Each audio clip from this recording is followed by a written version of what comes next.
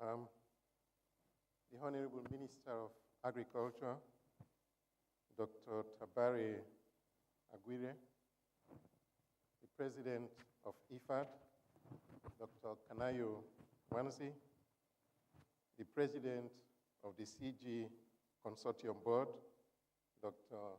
Carlos Castillo, distinguished ladies and gentlemen, all protocol observed. The occasion of opening of the second GCARD is a major milestone in the road towards transforming agricultural research for development to enhance its development impact. With close to 1 billion people waking up and going to bed every day hungry, most of them deriving their livelihoods from agricultural activities, and with global populations set to expand by a further 2 billion in coming decades, I hope you will agree with me that a radical change for the transformation of agricultural research for development is needed, and that we should do business unusual. This radical change and associated impacts in terms of increased food security and nutrition, reducing poverty and improving the environment constitute the ambitious goal of GCARD. GCARD traces its genesis to 3 key issues. The first is that the World Food Crisis of 2008, which was a wake-up call for the world about the need to improve agricultural productivity. I believe this crisis puts agriculture high on the global policy agenda.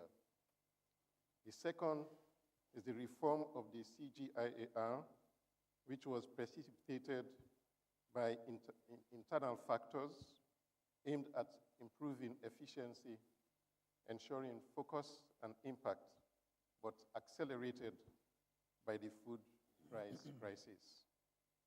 The third is that GCARD emerged from the CGIAR reform process to strengthen stakeholders' voice in the system and to catalyze reform in the wider global agricultural research for development system, which contributes over 95% of the global agricultural research for development investment.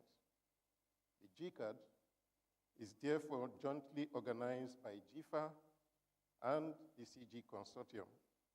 GIFA is the global mechanism that brings all the actors in agricultural research for development, actors in research, extension, education, the private sector, civil society, farmers organization, and agribusiness to enhance the development impact of agricultural innovation. On behalf of the GIFA community, I would like to thank the government and people of Uruguay, and in particular, His Excellency, the President, Joseph Mujica, for offering to host GCARD2. In doing so, Mr. President have given agricultural research for development stakeholders from the rest of the world a rare opportunity to interact with their counterparts in this part of the world. South America is the part of the world that has posted great successes in transforming its agriculture and ultimately the livelihoods of its people. This part of the world is home to agricultural powerhouses in Brazil, Argentina, Mexico, Chile, Uruguay, that many countries wish to emulate. On a personal note, my first visit to Uruguay was in June this year, and I was surprised to learn that Uruguay is a middle-income country. However, my perspective from Montevideo is that of a first world. This is the status most African and other poor countries are aspiring to. Having GCARD in Uruguay gives us a first-hand opportunity to learn how to harness agriculture, and in particular agricultural research for development, to attain this status. GCARD is a unique space where the world's agricultural research for development stakeholders meet to plan together, take stock of progress, and make joint commitments. GCARD is a process and not merely an event. It is a 6-year cycle. GCARD1, which was wonderfully hosted by France in March 2010, we discussed why a transformation of agricultural research for development was necessary and outlined a set of principles for guiding the transformation in the form of the GCARD roadmap. At GCARD2, we shall take stock of progress in implementation of the roadmap and discuss how we are delivering the needed changes within the CRP, the CG research programs, and in the wider agricultural research for development system. We shall also discuss lessons that are emerging. Discussions shall center on 3 themes.